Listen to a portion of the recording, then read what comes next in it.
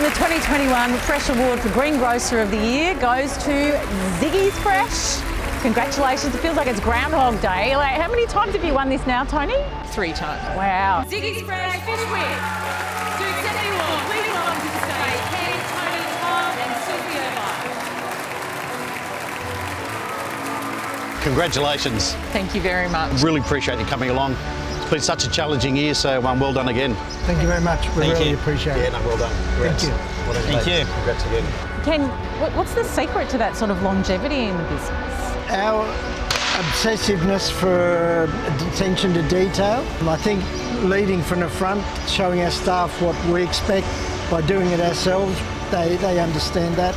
And I think our customers appreciate it. So when you say attention to detail, can you tell us what that is? Like, what do you do? What don't we do? He's obsessive compulsive. Right. So Stickers are faced the same way and the right way up. The empty boxes up on the shelf all facing the same way. They have to match.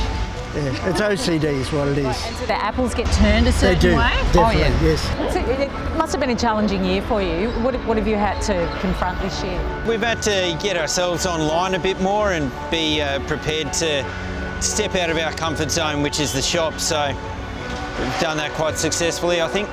I've always been a bit against that because I can make the shop look fabulous. I can't make home delivery look fabulous. Oh, control freak losing control. Yeah, that's what it was. And I had to hand that on to Todd and Tony to some degree. I stayed out of that completely. Right, so did you just close your eyes and I had to. think about I how absolutely disorganised had it to. is? Still have to run the shop because it was still open the whole time, but we have a great customer base that they were actually sending in specific orders for us to put together, so that kept our staff busy to putting those orders together. It was challenging, but it was good too. You've won this award 3 times now. I think I've been there every time that you've won it. Ziggy's Fresh. Do you get a bit blasé, or did you still feel excited about winning it? Yeah, it's every year it's like the first time because it's such a motivator for us and our staff and a recognition of the effort you put in. There's nothing worse than doing something really nice and getting no appreciation for it at all. And it's something that we strive for, absolutely. How gorgeous does that look? South Australian Tangelos, that is perfection, absolute perfection. Can't wait to get that on the shelf too. It's like, I can't wait to show that to someone. I can't wait to sell it to someone, because I know how good it is. No, I just love doing it, love doing it. So you're in Canberra. What sort of challenges does that present for you guys as retailers? Especially if you're such a control freak, like with the quality of what you're getting, Ken. It's a lot harder than being a Sydney retailer where you can come to the market every day. For us, it's a 3-hour trip down, 3-hour trip back. You can't do that every day. And you have to establish a really good rapport with your agents that you deal with.